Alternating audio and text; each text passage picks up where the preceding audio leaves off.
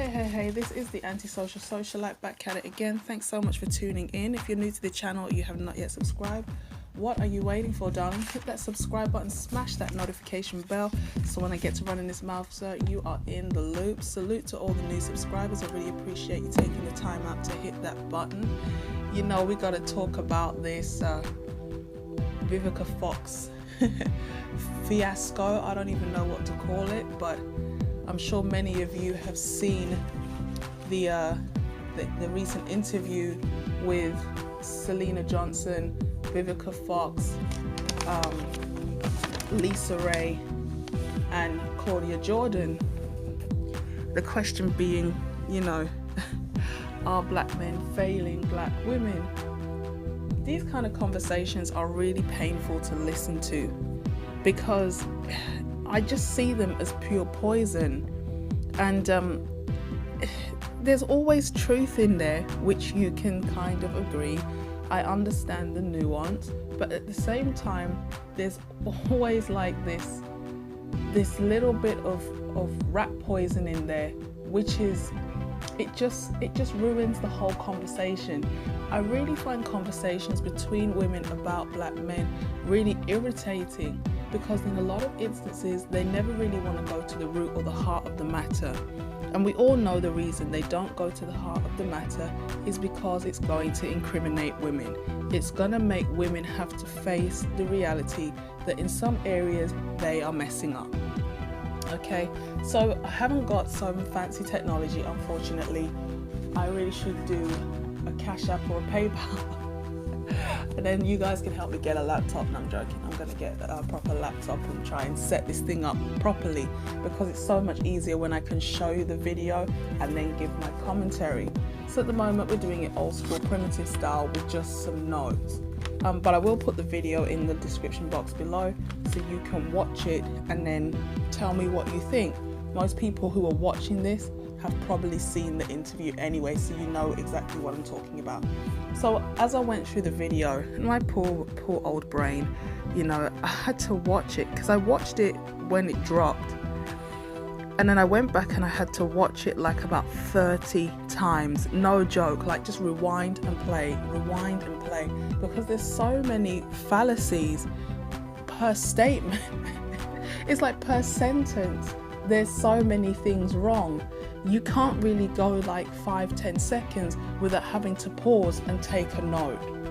Okay, so one of the first comments that I jotted down, if I can find it,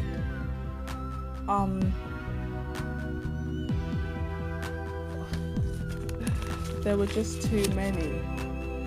One of the things that first hit me was when Selena Johnson made a comment about women being sexualized and women being, you know, all up, if men were protecting women or something like this, then women wouldn't be online sexualizing themselves, like they feel like they have to do this because this is what men want. Now, we all know prostitution is one of the oldest forms of employment in the world. But in an age in the 21st century where women can claim to be so independent and they're more than just their looks and their body, I find it really interesting that more and more women are turning to Instagram, fans only or whatever it is, and all these different social media platforms to do nothing but show off their behind. Young, middle-aged, even older women are suddenly just like, I need to get that validation, so let me just take some pictures of my behind, let me throw on some lingerie, let me throw on some yoga pants. And it's like, Selena, where is the accountability? Because nobody forces you to go online and take your clothes off. Okay, she started to make this comment about, you know, back in the day before women's liberation, women used to dress in these very modest and overly covered up clothing. Now, men see women from a sexual standpoint. Of course they do. Men and women are supposed to come together to be sexually attracted to each other and procreate. Duh. So obviously, when sexual parts of your body as a woman are exposed, and I wanted to do a video on modesty, what do you expect is going to happen? Of course, a man is going to see that and be aroused. That's why in the past, covering your body was part of protection. It helped men not to look at you in a lustful way. And not only that, when a man is physically attracted to a woman, the feelings that he feels can be so strong, it clouds his ability to sometimes even think logically. He's so, I don't want to say this like he's just a wild savage, but he can be so aroused because he's finding the beauty of the woman so much that he finds it very hard to see or hear anything else, whether it's the good or the bad. So when women say, oh, I find it really hard to meet guys and this is this, it's not so much that they're intimidated by your beauty, like I'm so afraid of her. It's more a case of he's so distracted, and that natural attraction from a man to a woman is so strong that he can't help but focus on that more than anything else. If you're a woman prancing about all the time, arse out, short skirt, legs out, breasts are out, you can't be surprised that a man finds it hard to retain attention on what you're saying. That's just unreasonable. And once again, there's a lack of accountability on the woman's part where, oh, well, the guys are all up in the comment section. Of course, well, who did you go online and flaunt your flesh for? You didn't go up there to be on your own. If you did, you'd take those pictures and they'd be in a private file somewhere where only you would look at them. You want to be validated. That's why you put yourself out there on a public platform, to get that recognition and validation, and probably some cash or some gifts or trips or whatever. So let's just be honest, okay? Women who get up there and say, the reason why we're on Instagram is because it's the only place we can get validation.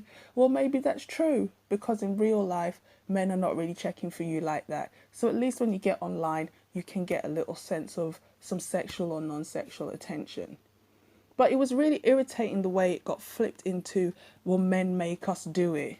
No, you do it because you want to do it. And that's what you should say. Okay? And then she says something like, what is it? I can't even... Oh, that women are harder on girls than boys. And then Vivica Fox chimes in and says, yeah, because women raise their daughters but love their sons. Oh, God. It sounded like it was true, and it was almost like, yes, you're finally going to admit that women make mistakes. But then no, the way she phrased it, it's like the way Vivica Fox phrased it, it's one of those statements that if you have a certain perception, you're going to interpret it a certain way. Because what she said is not really what she said sounds like what she should say, but it's not what she should say. What she should have said is, women, especially black women, empower their daughters, but they coddle and neuter their sons. But because that's such a harsh statement to make, she softened it up to say that women raise their daughters, but they love their sons. Now, number one, if you love your child, you would raise your child, because that child is going to be a child for a very short period of their life if they have a normal lifespan. And by the time they are ready to go out into the adult world, your job as a parent should have been to equip them to be functioning adults. So if you have loved your son, you would have prepared your son. And that's something I'm going to come back to later on, because when it gets towards the end, it's one of those roller coaster interviews that it's a plane crash. It's like it's going and it's cruising, and then one by one the engines start to fail, and all of a sudden it's falling out of the sky. It was just, towards the end, I was losing the will to live, because I was like, what are you women even really talking about? But what she really means is, We as women, we look out for other women and we live through our daughters. Let's just call it what it is. When we as a woman see a daughter, we think, if I had been like, if I was a child of your age in this time, this is what I would like, or this is what I would want, or this is what I didn't have that I wish I had. And these mothers live vicariously through their own daughters, and they push their daughters in ways that they do not push their sons, because they cannot relate to the son. The son has the software of a male, and there's certain things that he doesn't know why it's not for him, but it's not for him, because his thinking processes and his drives as a male child are not going to be the same as a female child. And where it's easy to kind of be the best friend of a little girl if you're a mother, it's probably harder to be the best friend of a little boy without making him effeminate. So these women, what she didn't want to say is, because we coddle these boys, they get to a certain age where they're not equipped to be able to go out into the adult world and function and prosper. So now we have to coddle them and keep taking care of them. And it's partly because we feel guilty because we ruined them. We spoiled them. We stunted their growth. So now that they are adults, they cannot function. Therefore, they are constantly dependent upon us because of the way we raised them as children. That's what Vivica Fox really should have said. But instead she tried to twist it around into like, we love our daughters, or we raise our daughters, but we love our sons. And whether these women know what she means or not, that's what she really means. We live through our daughters, so we push them. And the system is geared towards female empowerment because of feminism. So we love to raise our daughters to be strong and independent. I mean, what are you raising them to be, Vivica? You're not raising them to be wives and mothers. You're raising them to be workers, managers, career women. But you're not raising them to be able to actually build a family. And you're not doing that with your sons either, because that's why they're going out into the world confused. They have no skills, they have no drive, they have no ambition, they have no, initiative. Because growing up as a child, all of that was stripped off of them as young boys, as you try to force a female mindset into a male body. So that really irritated me. It's just like, black women never want to admit that they do not empower their sons to be successful. And when these men reach a certain age, they then complain why these men are not able to launch out in life. Okay, so the next thing was Selena turns around and said, I was a daddy's girl. I grew up with my daddy. And, there were several of her. She has sisters, it looks like. And to me, it was like the father used to push her a lot. And you can't cry, don't let them see you crying and all this nonsense. But probably he wanted a son. He wanted a son. He only had daughters, so he did the best with the daughters that he had. But once again, we have this disingenuousness of the conversation, because it's not fathers who are one-sided enough to say things like, don't let him see you cry. Don't let anybody see your emotion. Da, da, da, da, da. That's something you're more going to hear a woman say. Be strong. You're independent. Don't let anybody tell you. Don't let anybody this. It's a woman that does that. Again, there's that disingenuousness. Yes, a father is going to tell a child, male or female, pull your socks up. But he's going to balance discipline and strength with nurture. Because he's not heartless enough to say, just be a robot with no feeling. But he's also not going to be like a woman who's going to go to the extreme of everything is subjective and emotional. He's going to say, I know that you're disappointed. I know you're hurt, but you can't let them see you cry. This is the reason why. You've got to be strong. Look at it like this. And he's going to help you process those feelings in a way that's more logical than emotional. So when she was like, women are the ones who generally push, men are the ones who will tell a daughter not to cry. You're trying to project your upbringing onto the average woman. And I don't think it's like that. I think most fathers will be encouraging, but at the same time, they're going to say, look, I know you're disappointed, but, pull your socks up at the same time. They'll build and they'll break. They'll build you up and they'll say it's okay to have feelings, but you can't let your feelings override you. Now here's the logical perspective and the way to process those feelings, as opposed to a woman who is only going to operate within the emotional. And to say it's the fathers that are pushing these girls is already rubbish, because we know in the black community there's a massive problem with single mother households. So what fathers are these telling their daughters not to cry and not to show emotion and this? Where are they? Why are there so many black women online complaining about fatherlessness and their baby daddy and this and that, if these fathers are doing these things? Who are you talking to, Selena? Who are you talking to? It was just complete rubbish. Once again, women are failing, but the women, push the blame onto the men somehow.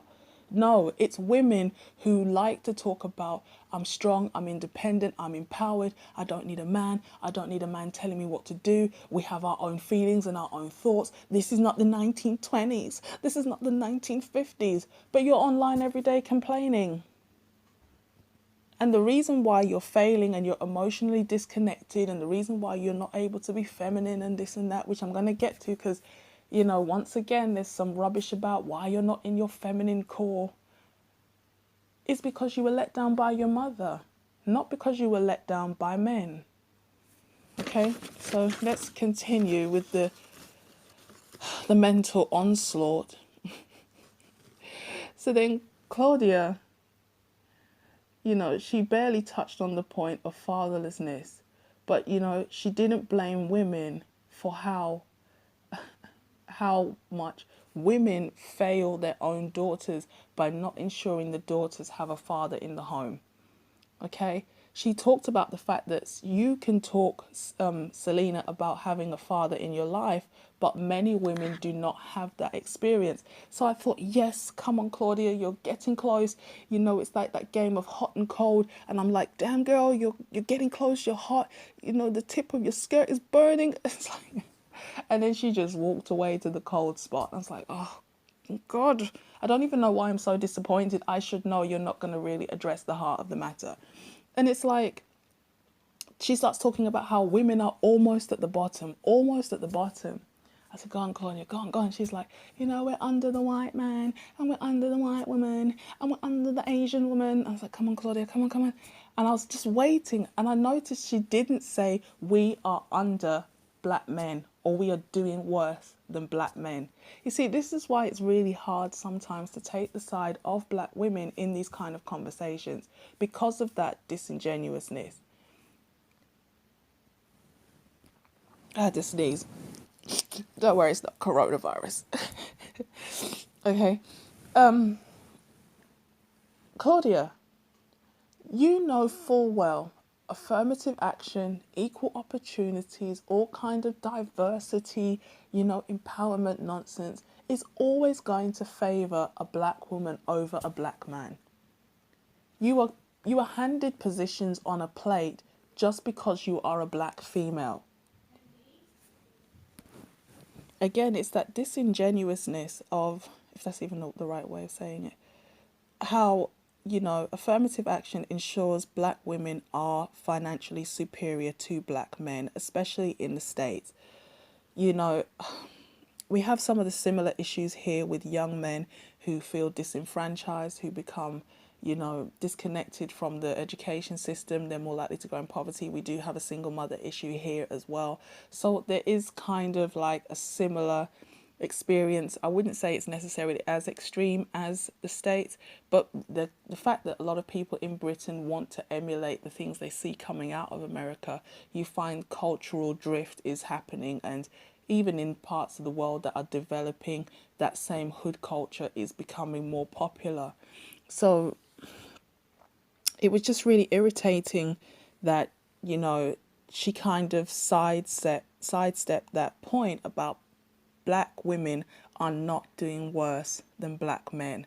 And this became particularly annoying because not long after, Selena makes a comment about slavery, but before that, Lisa Ray started talking about, Lisa Ray started saying how, well, this and that, when people came over from, as slaves from Africa, our dance was taken and like basically sexualized. I'm like, you mean to tell me of all the things that you think happened to black people when they were taken from Africa or came over here, or when they were dominated as natives by other races, you think the most important thing that wrecked the black community was the fact that their dance was taken? I mean, the conversation went from, the false to the just ludicrous. Like, I was like, you mean to tell me that family structure, I'm like I've said before, I'm not really a fan of the idea of polygyny. I wouldn't want to be a sister wife. But if I was going to do polygyny, it would have to be marriage with all the wives and all the children living under one roof. Okay? You mean to tell me that people living with a certain code of conduct, with consequences for actions, patriarchy, you mean to tell me all of that came second to dancing? And you're talking about how they used to wind that thing up and now it's been sexualized and commercialized? Like, Lisa Ray, what the hell are you talking about? What are you talking about? The way people dance is secondary or tertiary to the breakdown of the family structure in the black communities around the world. So Selena then starts talking about how, basically, I'm tired of black men complaining about how hard slavery was for them when it was just as hard for us. And obviously I'm not in the States, so I don't have to the extent, post-traumatic slavery syndrome. But this gets used way too much at times. Yes, you see, what was happening during the times of slavery is still happening today. The model and the blueprint is still in effect. It's just a different form of slavery. Whereas before you used to have whips on your back and you used to have literal chains, now you are whipped with all kinds of financial restrictions, laws, and you are chained mentally. And the same way how, a woman used to be viewed and a man used to be viewed through slavery, they are perpetuating that mindset in our culture today, although we believe as people we are free. Whether you're in the States or here in the UK or wherever, there's a mindset that is being cultivated within black people that causes them to continue the same kind of destructive practices that kept people enslaved during actual slavery times. So when Selena turns around and says, I'm so tired of black men complaining, of course you're tired because you don't want black men to talk about the struggle that they go through. Oh, people coming in. Cool. So this whole idea of black men not really having the right to complain about the treatment that they received during slavery is such an insult, because we know in America, women only came over in about the last 80 years of slavery. And yes, it was horrific and it was horrendous. But even after slavery, black women had more rights and opportunities than black men did for a long time. So this idea that it's equal and they were equally brutalized, it's mind-boggling. So the next part is black men need to nurture us. Then we wouldn't be on Instagram. I think this was Selena again. And again, it's blaming black men 100% of the time. If you have low self-esteem, low self-confidence, low sense of self-worth, and the only way you can get male validation is by parading yourself online, it's because you did not have certain value instilled in you as a child, and that is the job of your mother. It's the job of the father, but the only way a man can be a father is if he is chosen by a woman, okay? It's not the men who do all of the choosing. The men who get sexual access and the men who get made into father is down to the women. Because if a woman does not want to be sexual with a man, 99.9%, apart from when it's a crime, that is up to her. who she gives sexual access to. She decides which children are born. So this idea of protecting black women, do you think black men protect black women, is such a ridiculous statement, because it's always double, like one-sided. We as women want protection. We as women want you to come running in on your white horse. But what are women doing as a collective for the average random black man? Just basically showing him respect, not bashing him on the internet with these, contrived interviews. How much damage does this do to the black community? When you get online and you make these kind of statements that people can see what you're really trying to do, it's like, I said this before, and this is why I made the first video and, really started making content, because with this whole April Mason thing, and I still need to do the April Mason video, it was ridiculous, this idea of black men protecting random black women. Because would you want your husband or your son to be running around protecting random women and losing his life? Would you rather him, or, those men in your family be at home with you? Or would you like to be thinking about their memory and how they were such a great, virtuous hero and they died saving some random female? I'm sure women who have lost their husbands or their children in situations like that, they're proud and they say he was that kind of person, but I'm sure they'd rather have their loved one with them. And it's like, black men, like black women just don't want to talk about how black women fail black women. This is the real heart of the matter. One of them was talking about it's a mirror, that the woman is a reflection of the failure of the man. No, the man is a reflection of the failures of the women, because the men were children and they grew up in households where the women failed them. Their mothers, their aunts failed them. The women that they should have been looking up to failed them. And the mirror that the women don't want to talk about is the mirror between women. Because if a woman starts to criticize other women, she ultimately will condemn herself. Because if she's not doing certain things, she would like to do certain things. This is why women do not call other women out, because they're like, look, I'm not going to judge you. Make sure when I do the same thing, you don't judge me. We'll all protect each other. That's the only time women really have unity, when they're covering up one another's bad behavior. So the mirror you don't want to talk about, ladies, is the mirror of the sisterhood of failure. How black women in particular, because we're talking about black women, but it's a universal issue to some degree, depending on the culture.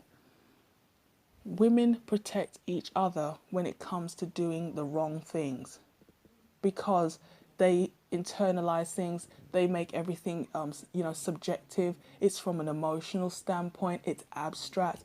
Everything with them was very vague, connection and, I don't even know, things like, when they talk about romance, they talk about there's got to be a connection. Well, what does that mean? Or the word energy. What does that really mean? It's not defined terms where you can actually break down what you should be feeling, what you should be expecting. It's more about an abstract concept where your truth and my truth are equally true. And it's like, no, just because you think something is true or you have a feeling doesn't make it the truth. And a lot of these are too subjective to really help anybody. It's really just discrete ways of blaming men for their own failures. And that's the point that just keeps coming through over and over again, this lack of accountability and self-reflection. And these are not young women. These are very grown women. And the fact that they still talk like this makes them dangerous, because these are the kind of women that younger females should be able to look up to and learn from. But all they learn is how to make excuses. Okay, so it's like, black men have low self-esteem, and it's because they're not able to satisfy their women mentally, emotionally, and spiritually. I was like, what? It's not a man's job to come in and first and foremostly fix you. You should have been raised properly by your parents. And no, these men are not walking around with an anchor of guilt and shame because they're not able to please the woman. They're walking around inept because they were failed by women. And you guys purposefully sabotage these men so that they do not develop into men that can stand. Because you know, once that man becomes mature, once that man is successful and has options, he may not pick you. So when she turns around, was it Vivica, was it Selena? She turns around and says, we demand greatness. You're demanding from somebody who you've already stunted.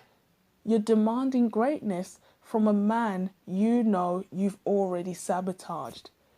If you demanded greatness, you would have been demanding greatness with the fathers that you chose for these boys, or these children who turned out to be boys. If you demanded greatness, you would have made sure that these children had solid fathers in their lives. If you demanded greatness, you would have sacrificed everything to give them the best possible start in life. If you demanded greatness, you wouldn't be picking guys who are not great. You pick compromised men and then you try to force out of them something that they don't have. And then you turn around and say, well, you know, these men are not, da da da da. It doesn't make any sense. And because these women, a lot of them are dating the same kind of guys, they're having the same kind of experience and they're kind of projecting and generalizing onto the entire group of men. When the reality and the sad fact is, some of the men that you are talking about who are on top of their A game, they are successful, they are making good money, they're masculine, they're handling their business. They are not looking for you. They have options and they are going to find the best women for them who respect them, who are feminine, who are, they're able to honor their man. They enjoy spending time with them. They're fun to be with. And that's not a lot of black women, unfortunately. But black women, we find it hard to admit that because, again, once you start going back, following the trail back, how did we get like this? It's always going to fall mostly in the lap of the women because it's the women who pick the men that they choose to have children for. It's the women who are the first teachers and they raise children to be a certain way. So if we are hard, if we are defensive, if we are aggressive, if we are unfeminine, if we don't know how to be domestic goddesses, it's because we were failed by our mothers, not our fathers. Because even who our father is was the choice of our mothers. To hear a woman in her 50s talk about dancing over family structure, it just makes me want to end it all. It's just like, let's just move on. So then the women start talking. I think Vivica Fox turns around and says, I wish that the men would make as much effort with their women, as they do their friends. And I'm like, oh God, men need